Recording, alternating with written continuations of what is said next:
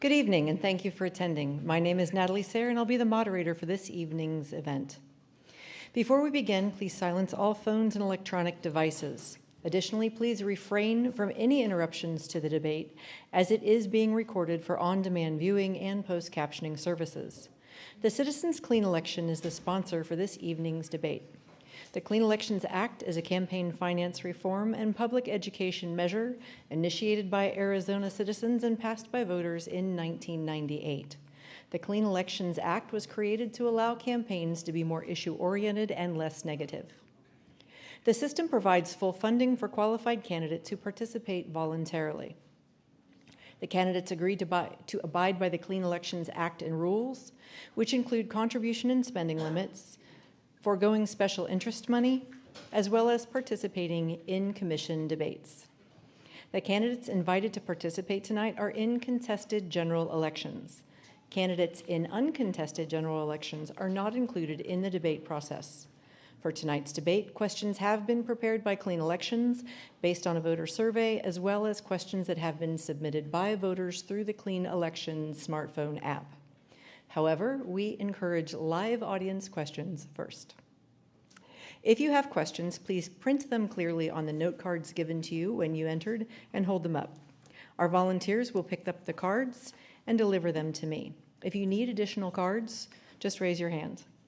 We screen questions for clarity, to eliminate duplications, speeches, or personal attacks on candidates.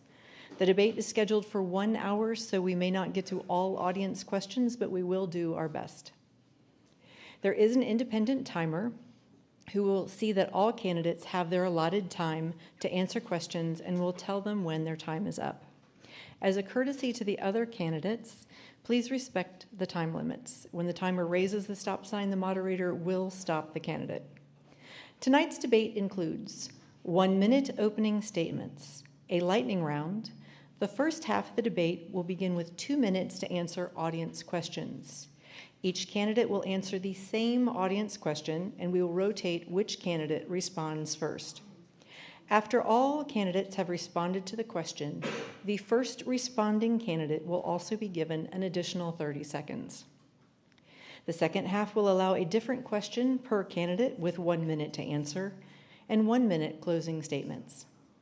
If you have questions for a specific candidate, please include the candidate's name on the note card. It will be considered in the second half. We ask that you remain polite to all candidates, no matter how much you agree or disagree with what's being said. Tonight's participants are Mr. Randy Friese, Democrat, State Representative, District Number 9 candidate. Ms. Pamela Hannley, a Democrat, a Clean Elections participant, and also a candidate for State Representative, District 9.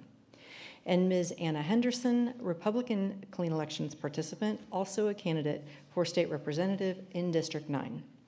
The order in which the candidates will speak has been determined by alphabetical order by last name for opening comments and will progress from that starting point. The order for the second half will be determined by reverse alphabetical order by last name. Mr. Friese, will you please start your opening remarks, please? Thank you, and thank you everyone for attending this evening. It's a good sized audience. I congratulate you for finding time. As you know, I am a trauma surgeon and professor of surgery at the University of Arizona College of Medicine, and I practice at the Banner University Hospital. I got elected for the first time in 2014 to represent our district. And I was very honored to serve. I bring a lot of good ideas. I wrote several bills to forward our support of public education, to forward our access to health care, and to consider public safety. These are very important for me. I think it's an important thing to make sure candidates very pointedly express their values and represent their issues to you so the voter can make an informed choice as you're at the polls or when you're filling out your ballot. Again, thanks for attending. Thank you. Ms. Hannley, your opening comments. Yes, hi, my name's Pam Hannley, and I'm running as a progressive Democrat and a Clean Elections candidate for this seat in the Arizona House. A lot of people ask me why I'm doing this, and my main reason is that I see the benefits that I grew up with in Northern Ohio when my dad was a member of the steelworkers. We always had paid vacations, full-time work, a decent salary. We had sick leave and pensions. And the workers in Arizona don't have those benefits. There's far too many people who are underpaid or underemployed in this state, and way too many are working in the gig economy. My website is Powers for the People, but that's more than just a slogan. I want to go to the legislature to work for the workers and families of this state and not big money donors and not big corporations. Thank you. Ms. Henderson? Hello, thank you all for coming out and taking the time to be involved. I'm Anna Henderson, and I'm the only native Tucsonan. I'm the only small business owner, and I'm the only person in this race that has attended public school systems, Flowing Wells alumni. And I'm very proud of my public school education, and I thank those who came out who are also Flowing Wells alumni. This whole campaign is about engaging the general public again, working with them to help bring differences to the education and the empowerment of our community. This is not about me or a desk or a name tag. This is about bringing that voice that hasn't been listened to for a very long time. Representation is for everyone. We all pay taxes for government to work for us.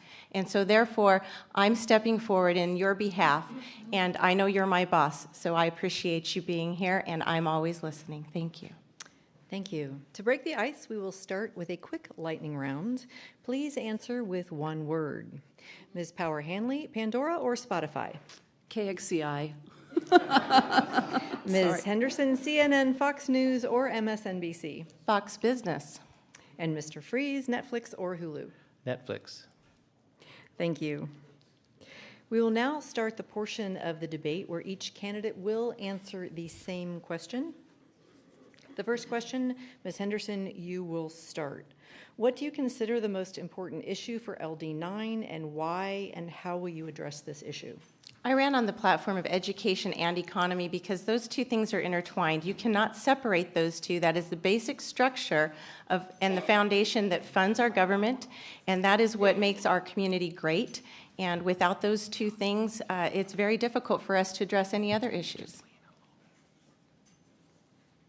Thank you. Mr. Friese, same thing. Thank you. I think the most important issue for not only LD9 but the entire state of Arizona is funding for our public schools. And let me emphasize public education. I would like to be very specific with you this evening. I believe that there are many things that this state can do to improve the education that our children in Arizona are getting. Public education provides an opportunity for children of this state to improve their lives. And we must make sure that that opportunity is there for them to take, embrace, and move forward. So what I would propose to do is to freeze all corporate tax breaks. Our schools have been cut since 2008, and corporate tax breaks have been phasing in since that time through the recession. Our budget has been balanced on the back of our public schools, and we have to address it. So first, freeze all corporate tax breaks. Second, we need to revisit our Prop 301.6 cent tax credit. That is set to expire in 2020. We have only 2 election cycles left to get that back to the voters, to get that renewed. If that is not renewed, we will face a very big fiscal cliff for funding in our schools. A third, I think we need to think very differently how we use our land trust fund. And I think we should be using it in a counter-cyclical fashion, meaning when the economy is robust, our land trust fund pays out less and reinvests in itself. When our economy is stressed and the general fund is smaller and the general fund can't meet our students' needs, then the land trust fund pays out more. And finally, we must address teacher retention. We must do something to keep our teachers from leaving our state. Our well-trained teachers are leaving. I wrote a program that encourages our teachers to stay by giving them a 75% tuition reduction at NAU, U of A, and ASU if they're 3 years or more experience, and their entire family a 75% tuition reduction at our state schools if they stay beyond 10 years. So I have very specific plans, very specific ideas to bring forth if you send me back to Phoenix. Thank you. Thank you. Ms. Powers Hannley, your opening comments. Well, we both sort of have we all sort of have an agreement here that education is important, but we have all different takes on it. I think that we should step back and look at what our goal is for public education. Is our goal to educate as many citizens as possible to be self-reliant, financially stable, and successful adults? Because if that's our goal, then our state is failing our students and failing our citizens. We have too much has been taken out of public education to be given to these side deals that help private schools. And what we need to do is build public education. As Randy says, the big elephant in the room as far as funding is concerned is the $4 billion a year that we are giving away in corporate tax cuts. When the Republicans talk about, oh, if we're going to fund public education more, we have to take money off of something else, right there. 74% of corporations in Arizona pay $50 in tax. That's not enough. They're not helping fund education. We need to fund it fully. We need to raise up our students. We are shortchanging our poor students and some of our public schools, and I think that that's a travesty. We need to build our education system. There's a projected shortfall in our workforce when the baby boomers start really going into retirement. We are doing nothing to plan for that shortfall. How are we going to educate the workers of tomorrow? We're not doing that today, and we're not planning for that in the future. I think we need to look at a big picture on education and perhaps even have like a blue ribbon panel to look at how we're spending all this money and whether or not it's reaching our goal. Are we educating our citizens? No. 1,400 third graders didn't pass a high-stakes reading test. We are failing those third graders. They didn't flunk that test. We failed them. And that's what we need to do. We need to really take a cold, hard look at those tax cuts, and we need to work for the future of Arizona instead of who can we give a break to today. Thank you. Thank you for answering the question. And Ms. Henderson, you have an additional 30 seconds to answer this question. Yes, thank you. Well, you know, the reason I started with education and economy being intertwined is because, as you can hear from my opponents, they're discussing hitting the private sector and the corporations that actually are here and fueling our economy at this time. So every time you take those tax breaks away, it drives people to another state, because guess what? Our state corporation taxes are not the highest, but they're certainly not the lowest. So those corporations have a choice as to where they go. And if we don't have a balance of those things and we just keep spending more money Thank you. Thank you. Thank you. Next question. Mr. Friese, we'll start with you. What is your position on Proposition 205 and why? Well, it's a very good question. Proposition 205 is certainly an appropriate question for the voters to answer. As a physician, I see the effects of alcohol on the body. And I certainly have seen the difference between alcohol users and marijuana users. Arizona has already taken the step to become a medical marijuana state. And I think we need to think about this with an open mind. Think about this, what benefits could this bring us if the voters decide to pass it? Again, a very appropriate question for the voters to decide. If the voters decide to pass it, then how can we use this smartly? Can we possibly reduce dependence upon opioids? Marijuana is certainly a medication that's great for chronic pain. We have to think about how we're going to define impaired. That's a problem. That's a hole in this bill right now, the way it was written. We don't have a way to define impairment with marijuana. And I think that if this passes, we need to get to work to figure that out. We need to ask our colleagues at the universities, our colleagues in the scientific communities, and say, help us figure out what does impaired mean, because that's going to be a big step in helping to rein in anything that could be detrimental with the use of marijuana. Also, how can we make sure that the monies that are raised with this proposition, if it does pass by the voters, are used in our schools, because that's an advantage. That's the way the bill was written by the group that wrote it, and we need to make sure that the monies are spent where they were promised to be spent. Thank you. Ms. Powers-Hannley, your response. I have a master's in public health, and I've been working in the medical area since the late 80s. The medical journal that I work with, American Journal of Medicine, has published multiple articles on the benefits of marijuana, daily use of marijuana, in order to control prediabetes. There are millions of people in this country who have prediabetes. This is a very good study. It's a big study, and if we had marijuana that was more accessible, it could help a lot of people. There's also been a study that was published by the Harvard group that says that states that had medical marijuana for 5 years or more saw a 25% decrease in death from opiates. We have an opiate problem in Arizona. Thousands of people are dying from opiate overdose, from heroin, and from prescription drugs. If we could save 25% of those lives, that's significant. Also, was a recent study in the American Journal of Public Health that shows that in Medicare patients in states that have medical marijuana, they saw a huge decrease in overall prescriptions. This was hundreds of millions of dollars were saved in those states, and they projected a $650 million savings across the country if marijuana were taken off of Schedule I. So I think we need to look at the medical benefits. I also think that we need to look at the financial benefits. And when the tax dollars come in, yes, we need to make sure that they are spent in the way that they are proposed. The anti-Prop 205 group is saying that, oh, we told people not to smoke cigarettes. Well, I was in that group of people telling you not to smoke cigarettes. Cigarettes kill you. Marijuana's never killed anybody. So it's a canard to say public health was telling you not to smoke cigarettes, and now say it's okay to smoke marijuana. It's two different things. Thank you. And Ms. Henderson, your response. Thank you. We've heard some benefits to medical marijuana, but we're talking about recreational marijuana, and that's what's on the ballot proposal. And another thing that we need to point out is that when you vote on a ballot proposal, that means it is in legislation until another proposal removes it. So the state legislature doesn't have power over fixing those little things that we thought we had right and we didn't get right the first time as much as you'd like. The governor does not have veto power over this proposal because it is a ballot initiative. So that's a very big distinction. Also, with medical marijuana, we already have a concern between the conflict of state and federal law. So that is also something that we haven't fixed, and this proposition, this legislation, places that medical marijuana issue under the umbrella of the recreational marijuana. That does not help us. That further complicates things. So when we talk about medical marijuana and the benefits of that, that's not the same thing as the recreational marijuana.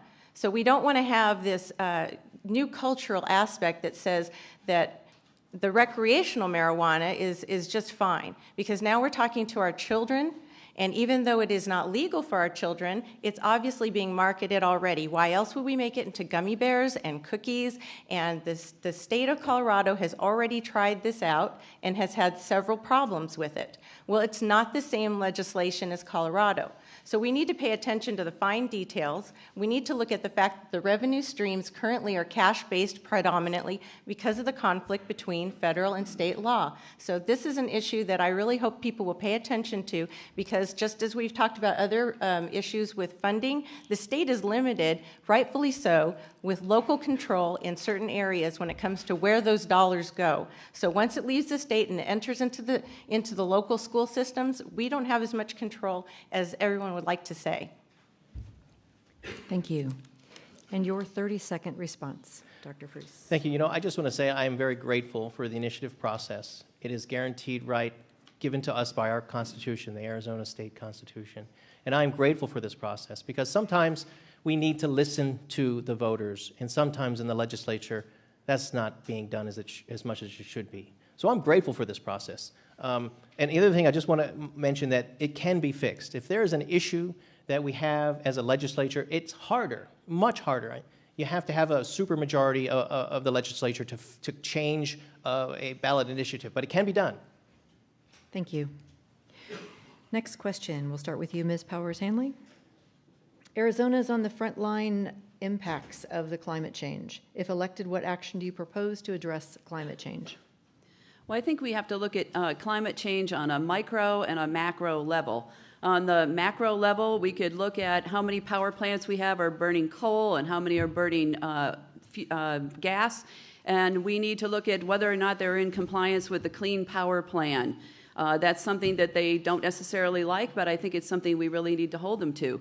I also believe that we should stop the war on rooftop solar. I think that that's obviously we're the Sunshine State. We have a lot of technology in the solar industry that's being investigated and researched down at the U of A Tech Park. Why are we not growing that technology? We talk about growing industry. We don't need to attract businesses here when we have smart scientists right down there at the U of A Tech Park, you know, growing technology and testing different types of solar panels. It's an opportunity opportunity waiting to happen, and we haven't been investing in it at the state level. I also think that we should bring back incentives to help people put solar panels on their roofs, and I think that we should encourage rainwater harvesting. My husband and I, we have a cistern on our house, and it's amazing how much we can feed the plants with the water we get off of our roof.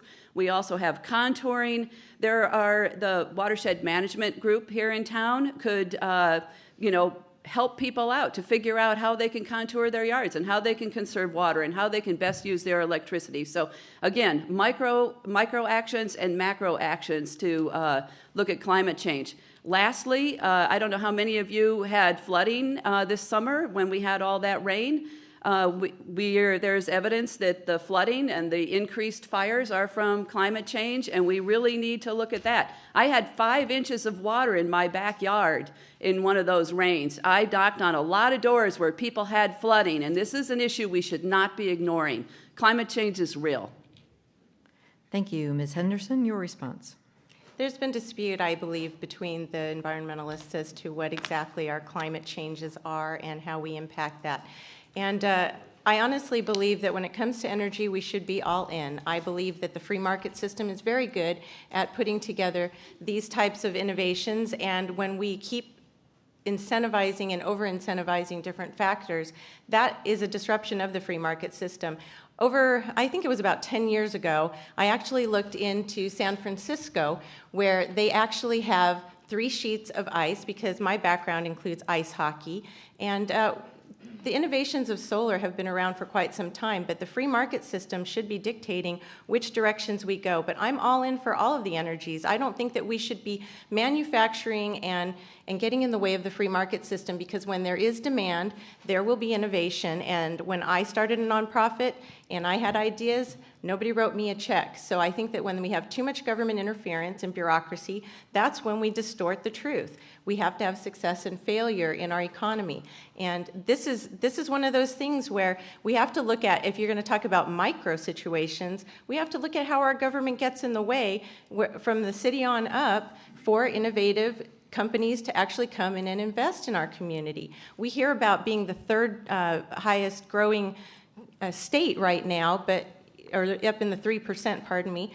But when we are in Pima County, and Pima County has different situations that get in the way of that, that's when we have to actually look at what is our government doing that's incentivizing and getting in the way, or turning people away with higher corporate taxes. That all is part of this puzzle. We can't just streamline it into one issue and make it nice and easy like we'd like. Thank you. And Mr. Friese, your response. Response, or this is my first? So, yeah, to answer, Okay, please answer the question. Thank you. So let me start out by saying there's absolutely no question climate change is real. And when we, as policymakers, even suggest that it's not, we have failed. We have failed the voters, we have failed ourselves, and we had failed this planet. So let me refocus on we have to reduce our carbon footprint. That is just something that we must do over the next year, 5 years, 10 years, 15 years, 20 years, and that should be a goal. How do you do that wisely? How do you do that smartly? You do it gradually. You do it when it's not an emergency. And I learned that in the hospital. When you prevent an issue, you can deal with it easier. If it's suddenly an emergency, it takes a whole lot more resources. There's lots of risk of failure.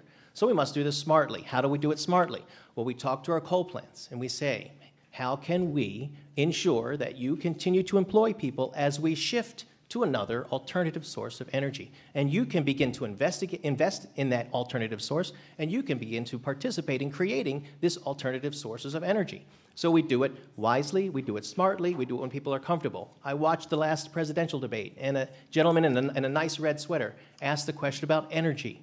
And it was such a great question to hear because it diverted us from all the other whatnot that they were talking about. And I was so happy to hear a policy question being put forth. But yes, we need to address this. Yes, we need to address this in a way that everyone is comfortable and everyone is at the table and everyone feels like they are participating in the solution. That is hard, but this is something that is real, and as policymakers, we must talk about it. We can't dismiss it, because if we wait for it to be an emergency, we all fail. Thank you. And Ms. Powers Henderson, your 30-second response. Powers Hannley. Sorry, Powers Hannley. Sorry. So just to recap, I think that if we ignore climate change and ignore what's coming down the pike, that's folly. We will see more fires and more flooding and higher temperatures, and it all depends on, are we going to plan for the future, or are we going to stick our heads in the sand, and when it happens to us, we're going to go, oh my gosh, it's an emergency. I think we should also have U of A scientists working with the farmers to develop high heat plants, because they're going to need it. They're not going to be able to grow the crops that we're growing right now out there, because they're not going to be able to use the water, and the temperatures are going to be high. So plan for the future, not ignore it. Thank you. Next question for Ms. Henderson. We'll start there. Do you support Proposition 206 to gradually raise the minimum wage? Why or why not? I do not. I oppose Proposition 206 because I've already stated clearly that I believe that we are a free market system. And when we have a free market system, I, as a business owner, the only one at this table, and I'm going to cut a paycheck, I have to look at what my product can bring in, and I have to look at where my starting points are and my profit margin.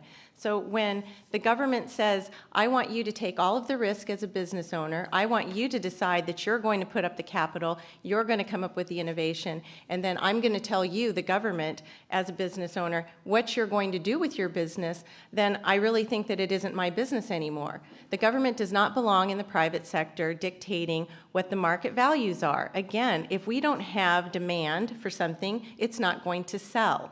And so for us to prefabricate what's going to happen with a small business owner and their business plan, then we are no longer having our free market system. And we've talked about this so many times in so many different ways, but we're ignoring the facts, and we're prefabricating a situation, and we have to have actual benefits to a person to want to put forth that effort, to want to take that stance to say that they're going to open a business. We are asking them to put forth capital, and then we are telling our business force that it doesn't matter if you're qualified, it doesn't matter what your skill set is, you will automatically be paid a certain amount of money, and that's inappropriate. Unless we're going to switch from a free market system, then those are the things we sincerely need to consider. So I, as a business person, may choose never to open a business. And if we don't have those businesses opening, where will that money come from in our economy to fund our schools that I do care about? And I would like to see more funding, but we have to rethink what we're doing with this overburdensome government and government regulation.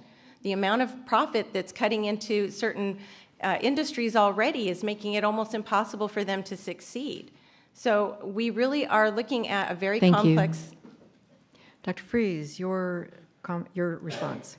Thank you. I absolutely support Proposition 206. I think the legislature should have answered this question. Again, it's unfortunate that this is another initiative, but again, grateful for the initiative process, because the voters are making us answer questions and deal and come up with solutions that we as a legislature have not been. So I believe that we should have a living wage of $15 an hour. But gradually getting there, it seems to me, again, a compromise and a way to help people get to that living wage and not making overburdensome for business. I do believe that government has a place in business. I believe the purpose of government and business is to ensure equality. I believe the purpose of government and business is to ensure safety. We have OSHA. We have absolutely need these types of things to ensure, because businesses won't necessarily come to a middle place where equality is represented well. There are certainly corners that sometimes are cut to make a product cheaper, but it's not being made safely. So yes, there's a purpose for government and business, to protect the workers and to make safe products. So I think it's very important to make sure that our middle class has been contracting, right? It was growing for decades, now it's contracting. We need to make sure that that opportunity is available to everyone, and not just the top 1%, 2%, 10%, 20%, but everyone. And the way to do that is to make sure we have a living wage to start, and also continue to have the oversight of government to make sure that our workplaces are safe and there is a presence of equality of hiring and equality of opportunity. Thank you. Ms. Powers Hannley, your response. Yes, before I respond, I wanted to correct Ms. Henderson. She said twice that I'm the one who started that, so I haven't answered She yet. hasn't gone yet. I'm so sorry. Yeah, we're okay. I apologize to you. Okay, can we start the clock? I wanted to correct Ms. Henderson first because she said twice now that she's the only small business person on this panel. I own 2 small businesses myself, and my husband currently has a small business, so you're not the only small business person on the panel. I do support raising the minimum wage. This is part of my platform, equality and paycheck fairness. I've been talking about it for a year. The median wage for women in Tucson is $10.75 an hour. That means if we raised our minimum wage to $15 an hour, 3/4 of the women in Tucson would get a raise. That means they don't make enough money. So small businesses can afford it, in my opinion, because if people don't have money in their pockets, they're not going to buy what you're selling. We have a lot of expensive restaurants downtown. It costs you $100 to go to the Hub and have a decent dinner. If you're making $8 an hour, you're never going to go down to those fancy restaurants on Congress. People have to have money in their pockets in order to buy things. This is a modest proposal, and I fully support it. I also believe that this is something that will help the overall economy. You know, when people can buy, you know, people can sell. And so the idea that it's against small business is not true. There's been studies in other areas that show that modest increases in the minimum wage increase can actually be absorbed, and I think that we should take off our blinders and pay our people what they're worth. Right now, there's far too many people who don't have health insurance, or they only have Medicaid. They're working in the gig economy. They don't know what their hours are. Businesses are taking advantage of far too many workers in Arizona, and I think that the minimum wage is a good place to start to help equalize what's going on out there. Thank you. Now, Ms. Henderson, your 30-second response. Thank you. Again, I'm going to restate this. The free market system is about success and failure, innovation, product demand, and the amount of people who want to participate in that product. So I don't think that you can dictate these things. The stated purpose of government is to protect and maintain individual rights. Yes, there is an amount of protection there, but that does not mean you tell them how to run their business, what business to start, whether they should start a business or not, whether they choose to participate in the workforce or not. I personally am a person who was a single parent. I made choices. Thank you. At this time, we will transition to the part of the debate where each candidate will receive a separate question with 1 minute to respond. Remember, you still may submit questions via the note cards and direct them to specific candidates. The first question is for Ms. Henderson, and it is this. An audience member would like to know what you would do to keep the state out of the private prison industry. I'm not a proponent for privatizing the prison system. When I talk to the people who are in law enforcement and work in those prisons, they tell me that this is the one place that the government should actually be investing, that this is part of what the government function should be as far as safety. So I don't have any suggestions for keeping it out of it in any particular form, but I'm also not a proponent for privatizing prisons. Thank you. Ms. Powers-Hannley, this is your question. Where would a government-run bank obtain its deposits? Well, this is referring to my proposal for public banking, and all the states and cities and counties in the country have rainy day funds that are held on Wall Street, and my proposal for a public bank would bring all or part of our rainy day funds back to Arizona to be lent through community banks, through a system of low-interest loans. This could help small businesses, it could help students, it could help build our infrastructure. The 3 of us went to an education forum the other day, and they said that Arizona has cut education 13% since 2008. The state that spent the most on education, that increased it the most, is the only state in the country that has a public bank, and that was North Dakota, had a 27% increase in public education. We start with our rainy day funds, we do slow interest loans and build revenues, and that's how we fund public banking and how we fund roads and education. Thank you. First question for you, Mr. Friese. Why does Arizona need Prop 205 when we already have medical marijuana in place? That's a good question. The issue is here is not why do we need to even question whether we need to move on to recreational marijuana. This is an initiative. This is something that the Constitution protects.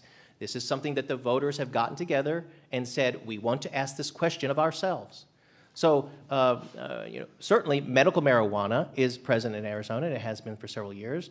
The program is certainly being abused. I think we're all aware of that. And this moving on to recreational marijuana at small quantities certainly gives us the opportunity to have more oversight, to make sure that the people who were abusing it now can use it legally. So again, this is an issue that the voters wish to have themselves address, and that is a process protected by our Constitution. Thank you. Next question, Ms. Henderson. There's several audience members curious about your support. Who do you support in the presidential race and why? Yeah.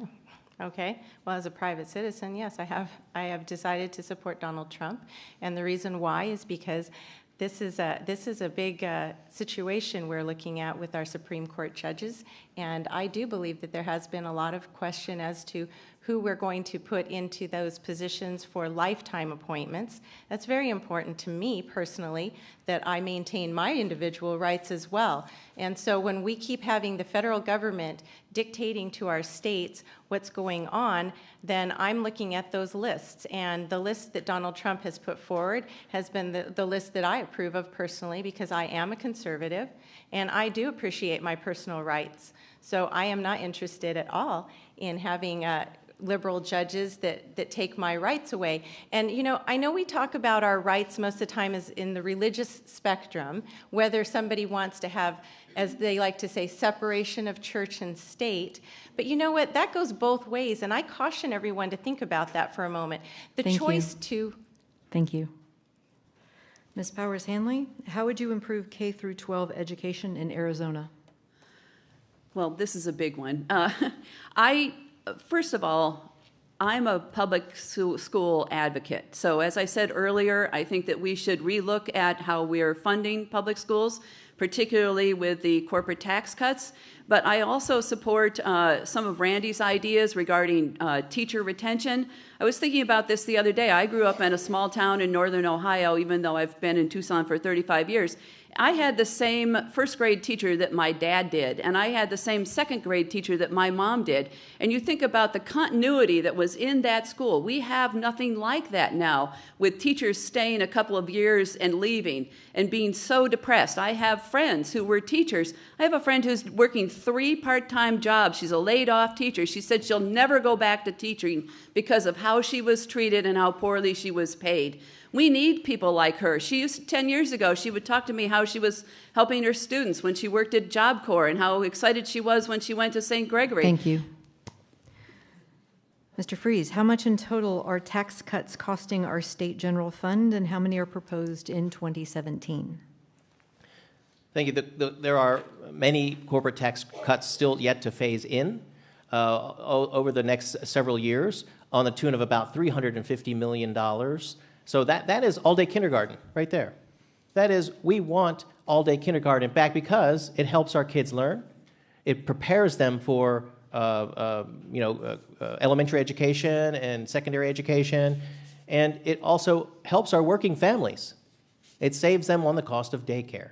So there are many reasons to remember. We have cut education funding since 2008 and continued to phase in corporate tax breaks. It's time to flip that coin and ask the corporations to share some of that burden for balancing our budget. Thank you. Ms. Henderson, I'm going to ask a follow-up question to the first one. So as a woman and some of President Trump's questions, some of his comments, so how do you rectify the comments of the candidate that you're supporting and being a professional woman? How do I rectify? How do you reconcile the comments that Donald Trump is making about women and being a supporter of him as a professional woman? Well, I guess I'll just share some personal stories with you. I've been sexually harassed in the workplace by men and women. And so I really don't think that this is a unique situation, even though I certainly denounce what he has said. I do not find any of that appropriate, and I don't condone that kind of behavior in any way, shape, or form, which is why I left both employments. But I will also tell you, coming back to the ice hockey situation, women are just as vulgar at times in locker rooms and in those behind-the-scenes conversations. So, no, I don't condone any of it, but this is a lot more important to talk about our future and our Supreme Court than it is about somebody's horrifying mistake. We've all made mistakes, but not necessarily that level. But this is still a bigger picture when I look at the situation. Thank you.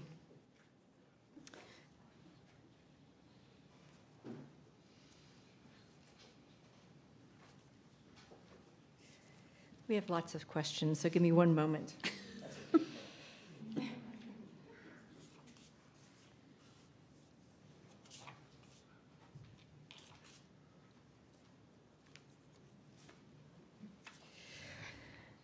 So, Ms. Powers-Hannley, for you, what is your view of funding Planned Parenthood and the ability of women to receive medical help across all areas of the state? Okay, yes, I support funding for Planned Parenthood. It is not the abortion mill that it has been painted as by the conservatives on the right. It offers lots of services to men and women as far as screening for STDs and things like that. So yes, I would support funding for Planned Parenthood. I think that Arizona is going down a slippery path regarding restricting access to reproductive health and to abortion. We need to look at Texas. We have been passing some of the same laws as Texas. Texas managed to double their pregnancy-related deaths in just a few years by restricting access to abortion clinics, by closing those clinics, and by defunding Planned Parenthood. Do we really want to kill more women in Arizona? Because that's our choice. Who would vote for premature death? Anybody? Not me. I think that we should fund Planned Parenthood and we should have these clinics open, especially in the rural areas. Thank you. Mr. Friese, your next question. I've heard you refer to gun violence as a public health issue. That's what one of the audience members has said. Please explain. That's an excellent question. The gun violence epidemic in our country is unique in the world. So we must address this as if it were a public health issue. What does that mean? It means let's study it. Let's collect data. Let's look for associations. What is associated with less gun violence? I myself have done a few of those studies. When you have gun laws that keep guns in, have locking mechanisms, or have states that have laws that require you to keep guns away from children, you have fewer children shot. So that's what that means. Let's treat this like a public health issue, like cigarette smoking. Let's look at it. Let's study it, and let's come to the table, all sides, and start talking about a solution. That's the only way to get there, is to start talking about it. Thank you. Ms. Henderson, your next question. Do you feel that towns like Tucson should have the right to pass laws that might conflict with states' laws? And they've given the example of gun buyback and banning plastic bags. I'm sorry, what was the first one? Gun buyback? The gun buyback and banning plastic bags were two examples. Again, this speaks to the issue of whether or not we have consistency with our state when we are trying to attract people to come here, invest here, and grow their businesses here. So it depends on the issue, and I don't think that you can just piecemeal it away, but I do think that there are certain issues when you are usurping the right, again, of the business owner. If I, as a business owner, decide that I want to not use plastic bags because I feel that that would be the best commodity for my product, as well as the demand from the public, and that has been addressed, whatever the issue is, then I have the right to make that choice. And you as a consumer have the right to shop or not to shop at my place of establishment. We're over micromanaging all of our businesses, and again, we are in a free enterprise situation, and I would like to hold on to that. So if you are against the free enterprise system, then I guess that you would be on the opposite view of me. But this is how our country was built, on innovation, which includes success and failure, not convenience. Thank you. Ms. Powers-Hannley, how effective can you be with a Republican majority in the Arizona House? Well, I believe that I have issues that are crossing the aisle. My main platform is equality and paycheck fairness. People are not paid equally, especially women, and it does not matter if you're a Republican or a Democrat. Women are not paid fairly.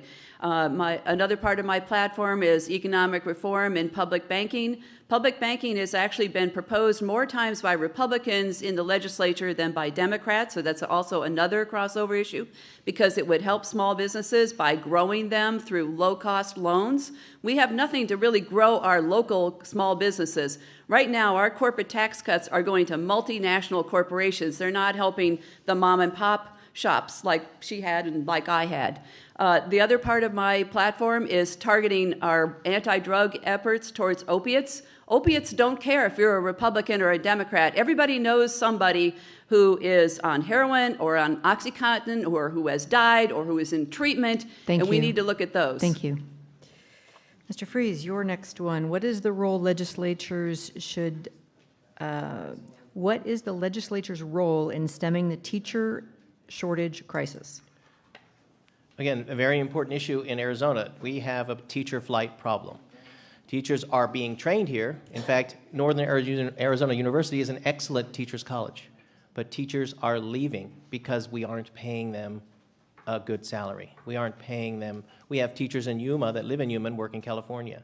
So what can we do? Well, we can encourage our teachers to stay here by increasing their salary. It doesn't seem like this legislature is willing to appropriate more money to our schools to do that. So I came up with a program to encourage our teachers to stay by saying, if you work here for 3 years in our public school system, you can go to one of our state universities and get a master's degree or PhD in education for 75% tuition reduction. And if you stay here to 10 years or more, you, your spouse, and all of your dependents can go to our 3 state universities, to any college, to get any degree for 75% tuition reduction. That bill was heard in the Education Committee. It was not voted on. I took it to the governor's office, and we'll do it again if I'm sent back to Phoenix. Thank you. Ms. Henderson, your next question. What effect do you think vouchers have on public education? Well, you know, there are so many parents that I have talked to since I've been knocking on those doors for over a year that tell me that they feel that the current situation has failed them. They want to keep their children in public schools. They want to have quality opportunities in their public schools and their communities. However, when we have a legislature that doesn't pass measures, and my opponent, who's the incumbent, has voted against some of those measures to protect some of the rights of those parents and those teachers in those classrooms, then the parent needs a choice and an option to be able to move their child. So I believe that the voucher system is addressing some of the issues where we have failed as a state to be able to improve our education, in the public school system. Parents and children want to be in the same communities. They don't want to have to spend hours busing or driving their child to another school. They want those children to play after school in those neighborhoods together. They want them to share those experiences growing up like they did. So I believe that the voucher system is the current situation we have to live with until we can fix our public education. Thank you. Ms. Powers-Hannley. Obamacare offers extremely limited choices for health care. What, if anything, can be done about that here in Arizona? Yes, the Affordable Care Act is something that originally in Pima County, I actually wrote an article about this for the American Journal of Medicine.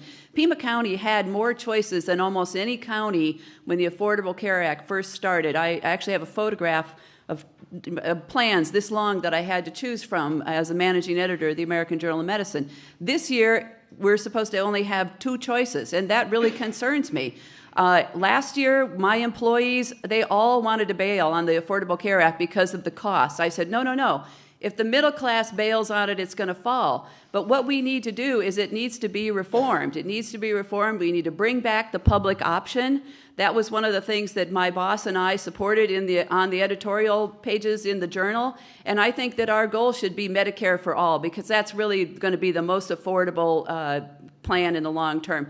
We should be negotiating drug prices, which we don't. Every other country in the world negotiates a volume discount. If you buy 8 socks at Costco, you get a deal. Thank you. So, Mr. Friese, this audience member is asking about the attempts to get more money to the classroom and stated that you were a vocal opponent against getting credits for teachers. Can you please explain your position?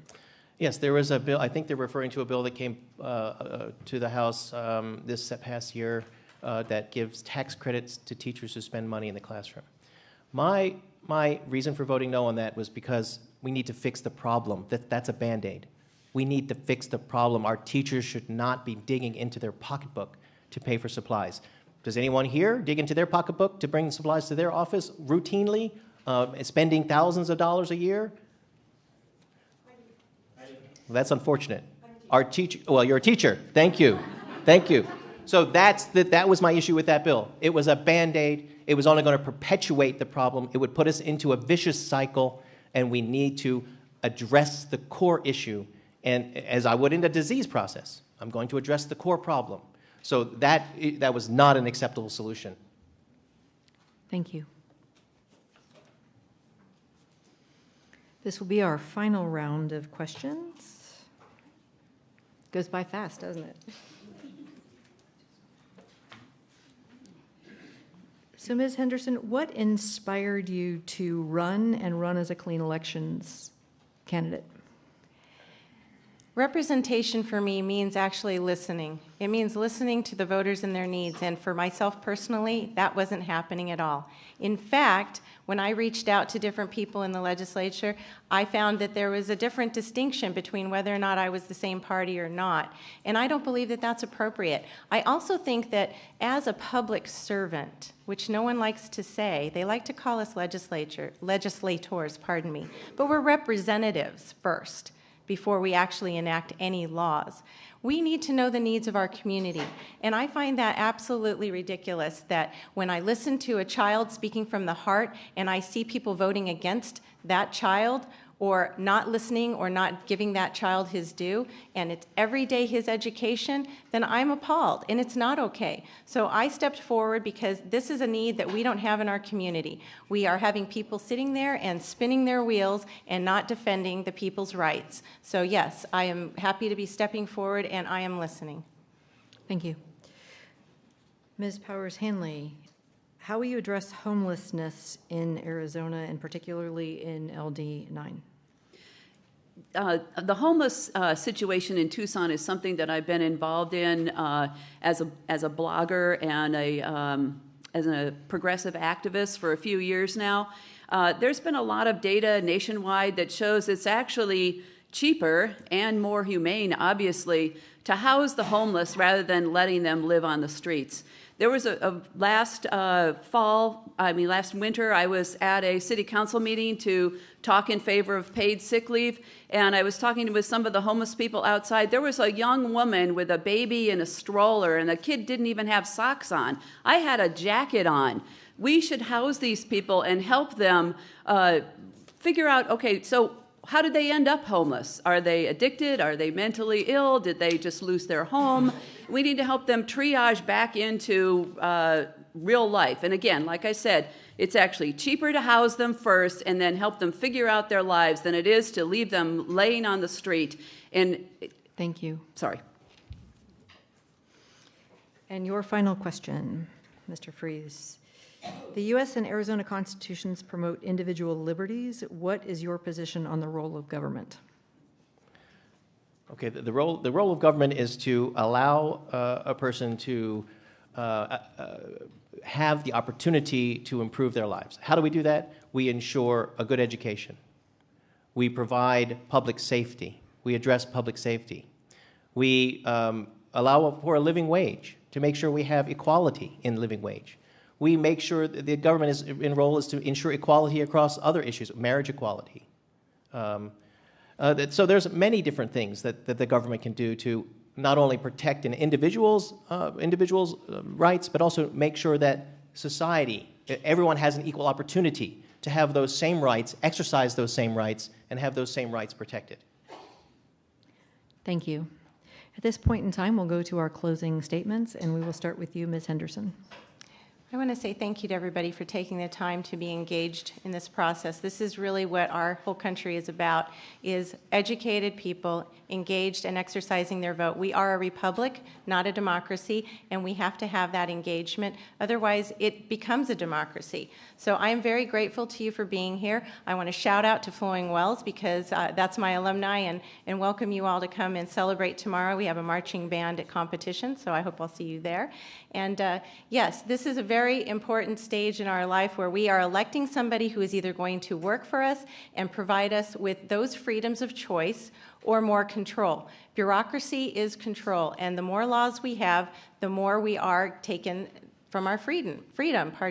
So I hope that you will pay attention to those propositions, read those, and not just listen to special interest groups. I hope that you will pay attention to the fact that clean elections is representative of that, because that is why I chose that direction, and I know I didn't answer that earlier, but that is the truth. There are no strings attached. I work for you. Thank you. Ms. Powers-Hannley, your closing statement. Yes, I believe that I bring a unique set of skills to the legislature. I've been in corporate communications for many years. I have a master's in public health, and I've been in medical research and management and public health also for the last 20 years since I got my MPH. And I also have been a small business owner, so I've been sort of, a Jill of all trades, and I know a lot of people. I've talked with a lot of people, and so I feel that my communication experience is going to help me out in the legislature. I also believe that LD9 is not a Tea Party district, and we need to hold the line. The Tea Party says they're for small government.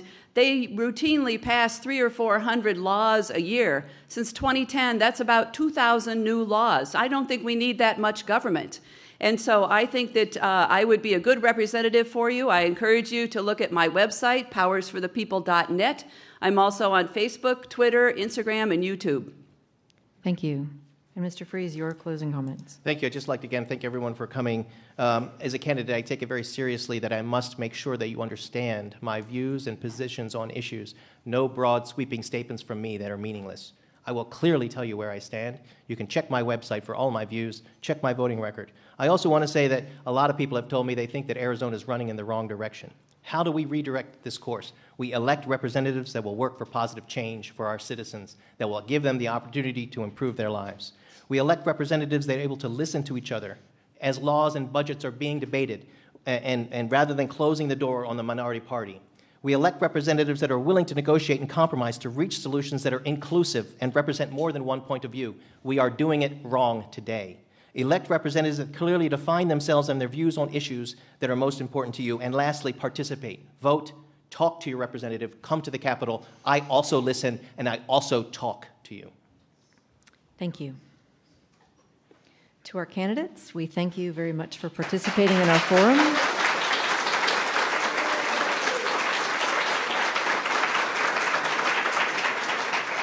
And to our audience members, we thank all of you who took the time to come inform yourselves before voting. We encourage you to visit azcleanelections.gov, where you can find information on the upcoming elections, download the Clean Elections app, and learn about the candidates running for office.